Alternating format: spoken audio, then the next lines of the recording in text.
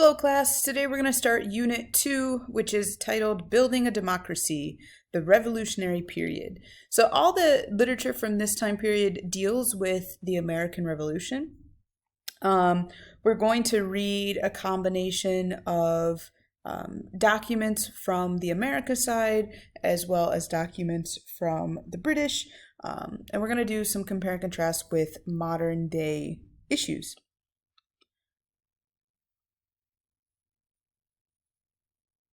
As usual, we're going to start with our essential questions, just like we do with every other unit. What does oppression look like? Between 1763 and 1775, Parliament imposed a number of regulations and taxes on American colonies. The colonists reacted with pamphlets and acts of rebellion that eventually led to a declaration of independence and war. Ironically, many of the men who decreed British oppression were themselves slaveholders. Even those who weren't saw no hypocrisy in denying women the same rights as men. Why might someone identify oppression in some instances, yet be blind to it in others? So the first question, we're really thinking about what is oppression and how do we identify it? Because some people are willing to identify oppression in some situations, but unable to in others. The second central question is, how do we gain our freedom? It is often necessary to fight to gain freedom. When Britain failed to respond to related requests from the colonists, their protests escalated. Britain retaliated by placing Massachusetts under the direct control of a military governor. Clashes between local militias and British soldiers became a war for independence that involved all 13 of Britain's American colonies. Why are people motivated to risk everything for freedom? We see this issue a lot, especially in the news lately. We also see the theme of oppression in the news as well. But why are people, or what motivates people to throw away everything that they currently have in order to have what they think is freedom? And in some instances, this could be literal freedom, like the freedom to choose. If you look at governments such as the one in North Korea, right? Those people don't have a lot of freedom. And in other instances, it's freedom to do something like not wear a mask in public, right? And this has been a common issue. So we're going to look at that in the near future. The third essential question we have is, how can we share power and build alliances? After gaining independence from England, the 13 former colonies had to come up with a plan for the future. They knew that they stood a better chance if they could work together, but how?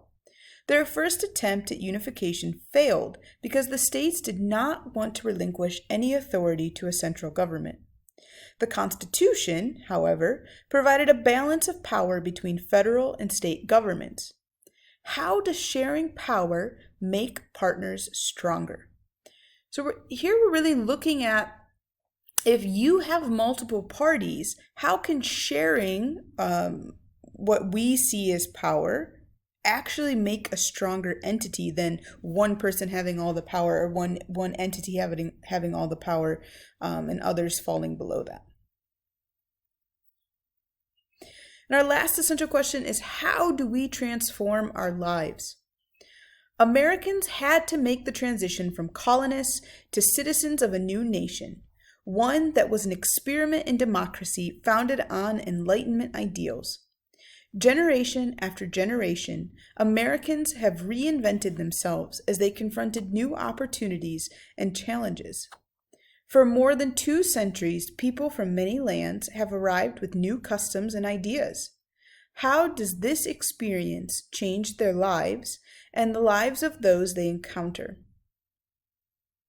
So as new people, come into different countries, how does that change the lives of the people going, and as well as the lives of the people they encounter? If you're looking at this, we're going to kind of bounce off this idea of being an expat, right?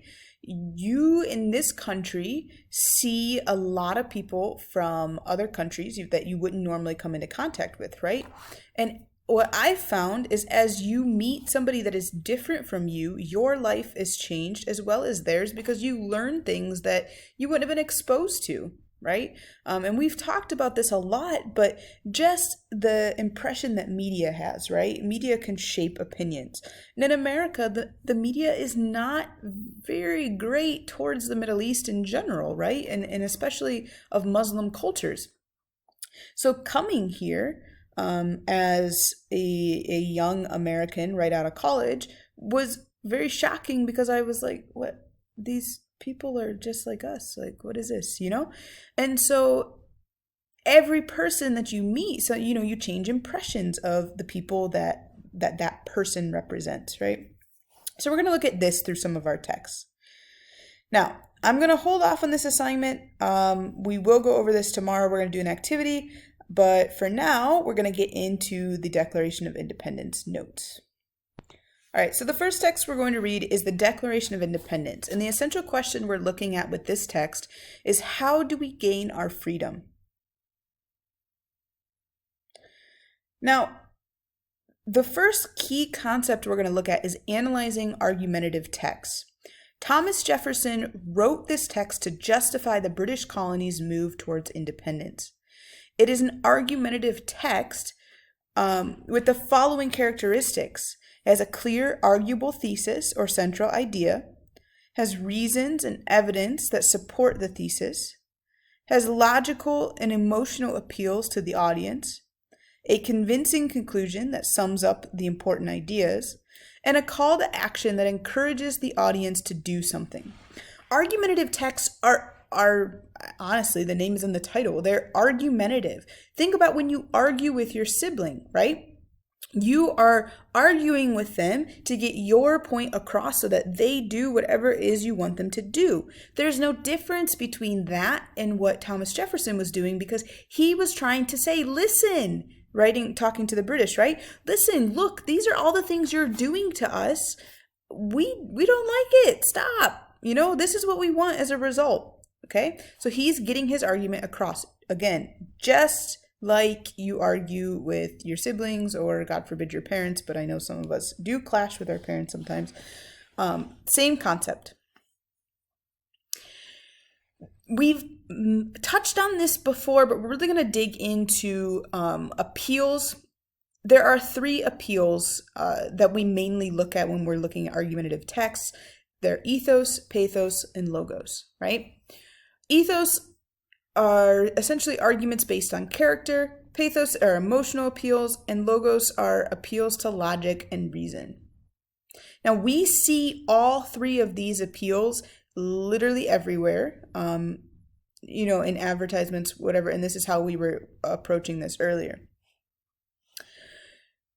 So how do you build character? We're talking about ethos. Writers and speakers create ethos in at least 2 ways: the reputation they bring to the table and through the language, evidence, and images that they use. When we talk about the reputation, if you know that somebody is a trustworthy person and they've never lied to you before, then you're going to be more likely to trust whatever it is they're saying, right? This is how your reputation helps you. But if you know that somebody is known as a liar, if they're telling you something, they're like, trust me, you're not going to trust them because they're a liar, right? And secondly, through the language, evidence, and images that they use, when you respond to the analyze the text questions, for example, right, you are asked to give evidence. This is an example of establishing credibility through somebody that is actually more credible, right? So in a research paper, we might establish credibility by citing a specialist. If we're writing a paper about neurology, right, we might cite a famous neurologist who studied all of this and is an expert, etc., in our paper to give what we're saying more oomph or more weight. So green matters. Tata Motors is committed in letter and spirit to corporate social responsibility. It is a signatory to the United Nations Global Compact and is engaged in community and social initiatives. So if a company is saying that green matters, meaning like they're environmentally friendly, they can say that, but actions speak louder than words, right? So they're saying we're committed in letter and spirit to corporate social responsibility. We have signed the United Nations Global Compact, and we do a bunch of social initiatives that you could then go look up, right? And that would be on their website. So they're saying like, look, we signed this pact, and look, we did this, we did this, we did this, right? So that's showing you we don't just talk the talk, we walk the walk. So how do arguments based on character work? If a company or anyone building an argument from character is well known, liked, and respected, that reputation will contribute to its persuasive power. If a company is problematic in any respect, it'll have to use argument and reshape an audience perspective. My favorite line from the 2015-2016 presidential debates, well, and this was repeated very often by the current president, Donald Trump. I never lie, trust me. He would always say, trust me. And I always found that really funny because why? I don't know you. You know what I mean? And so people will say this though, like, trust me, you can trust me, right? And I know as a teacher, I'm guilty of this. But sometimes you have to not take somebody's words for face value, but do some digging to see what actions have they done. Now we're going to look at pathos really quickly. Pathos, again, emotional appeals. So how do emotional arguments work? Emotional appeals often generate physical stirrings, such as a chill down the spine or something felt in the pit of your stomach. That just gut reaction, right? When speakers and writers find the words and images that evoke certain emotions in people, they might also move their audience to sympathize with ideas that they connect to those feelings and even act on them. Ultimately, you're trying to get somebody to feel something. So a lot of times with emotional appeals where, people are crying, you appeal to their motherhood or, their childhood or whatever, right? And a really good example of this is and this is true for the last, 5 years now, any Trump rallies. Trump does a great job of getting people emotionally stirred on both sides, actually, but especially his supporters, right? They're diehard, like crazy. They'll do anything, right? And you'll see in any type of rally, people, if you can get somebody to have a strong emotion towards something, they're more likely to take action. And if you're trying to convince somebody to do something, if you can appeal to their emotion and make them want to get up, get out of their house, take action, that's really effective. Now, you can use emotions to sustain an argument, kind of, but normally use a combination. You can use emotional appeals to make logical claims stronger or more memorable. Typically, they don't stand alone. You'll see them with logos or ethos or sometimes both. But it's really tricky to use pathos. Incorporate too much emotion, and you may offend the audience you're trying to convince, right? And I think I had showed you guys an example of this last semester with the woman that held the severed head and lost her job. But that's not an isolated incident. It happens a lot, right?